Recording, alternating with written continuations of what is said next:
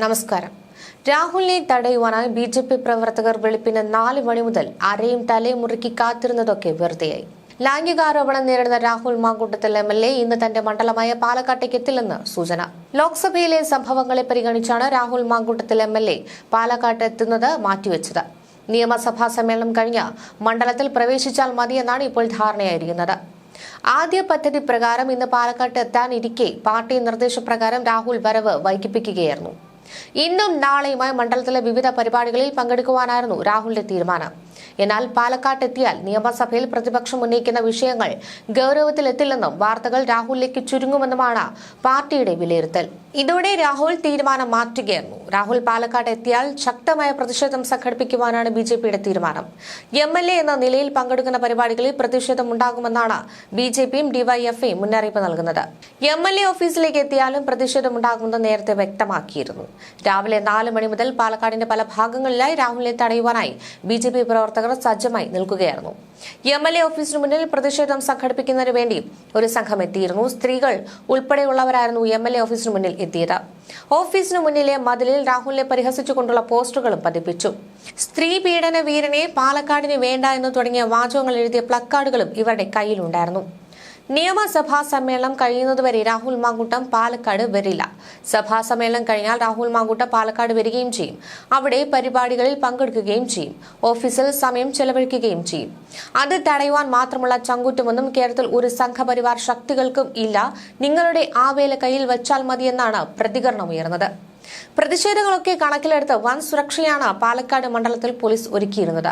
ഡിവൈഎഫ്ഐയും ബി.ജെ.പിയും വനിതകളെ മുൻനിർത്തി പ്രതിഷേധിക്കുവാനാണ് തീരുമാനിച്ചിരുന്നത്. പാലക്കാട് മണ്ഡലത്തിൽ എത്തിച്ചുള്ള സ്വകാര്യ ചടങ്ങിൽ ആദ്യം സജീവമാകുവാനാണ് രാഹുൽ മാങ്കൂട്ടത്തിൽ ആലോചിച്ചിരുന്നത്. എന്നാൽ രാഹുലിന്റെ വരവിനെ ഡി.സി.സി നേതൃത്വം അംഗീകരിച്ചിരുന്നില്ല. രാഹുലിനെതിരെ തേർഡ് പാർട്ടി പരാതികൾ മാത്രമാണ് ഇപ്പോഴുള്ളത് എന്നതിനാൽ രാഹുൽ സഭയിൽ എത്തുന്നതിനും മണ്ഡലത്തിൽ സജീവമാകുന്നതിനും തടസ്സമില്ലെന്നാണ് കോൺഗ്രസിലെ തന്നെ ഒരു വിഭാഗത്തിന്റെ അഭിപ്രായം. വി.കെ. ശ്രീകണ്ഠൻ എം.പി. ഉൾപ്പെടെയുള്ളവർ രാഹുലിനെ പിന്തുണച്ച് പരസ്യമായി രംഗത്തെത്തിയിരുന്നു. രാഹുലിനെ മണ്ഡലത്തിൽ എത്തിച്ച് പ്രവർത്തനങ്ങളിൽ സജീവമാക്കാൻ ഷാഫി പറമ്പിൽ എം.പി. ഉൾപ്പെടെയുള്ളവർ ആലോചിക്കുന്നതായും റിപ്പോർട്ടുകളുണ്ടായിരുന്നു. പ്രതിപക്ഷ നേതാവ് വി.ഡി. സതീശന്റെ ശക്തമായ എതിർപ്പ് മറികടന്ന് രാഹുൽ സഭാ സമ്മേളനത്തിൽ പങ്കെടുത്തത് ഏറെ ചർച്ചകൾക്ക് ഇടവച്ചിരുന്നു. ഇതിന് പിന്നാലെ രാഹുൽ നിയമസഭയിൽ എത്തിയത് SDPIക്കാരുടെ അകമ്പടിയിലാണെന്ന തരത്തിൽ സമൂഹ മാധ്യമങ്ങളിൽ വ്യാപക പ്രചാരണം നടന്നു. എന്നാൽ ഈ പ്രചാരണം വ്യാജമാണെന്ന് വ്യക്തമാണ്. രാഹുൽ നിയമസഭയിൽ എത്തിയത് SDPIക്കാരുടെ കെയറിംഗിൽ SDPI കോൺഗ്രസിൽ പിടിമുറുക്കുന്നു എന്നൊക്കെയാണ് പ്രചരിക്കുന്ന പോസ്റ്ററുകളിലുള്ളത്. രാഹുലിന്റെയും സംഘത്തിന്റെയും ചിത്രങ്ങളും ഇതോടൊപ്പം ഉണ്ടായിരുന്നു. രാഹുൽ മാങ്കൂട്ടം നിയമസഭയിൽ എത്തിയപ്പോഴുള്ള ചിത്രമാണ് സ്ക്രീൻഷോട്ടിലുള്ളതെന്ന് വ്യക്തം. ഇതുമായി ബന്ധപ്പെട്ട് നിരവധി വാർത്താ റിപ്പോർട്ടുകൾ പുറത്തുവന്നിരുന്നു. ഇത് സംബന്ധിച്ച് ഒരു ചാനൽ റിപ്പോർട്ട് പുറത്തുവന്നു. അവരുടെ അന്വേഷണത്തിൽ രാഹുൽ മാങ്കൂട്ടത്തിനൊപ്പമുള്ളവരെ കുറിച്ചാണ് പരിശോധിച്ചിരിക്കുന്നത്.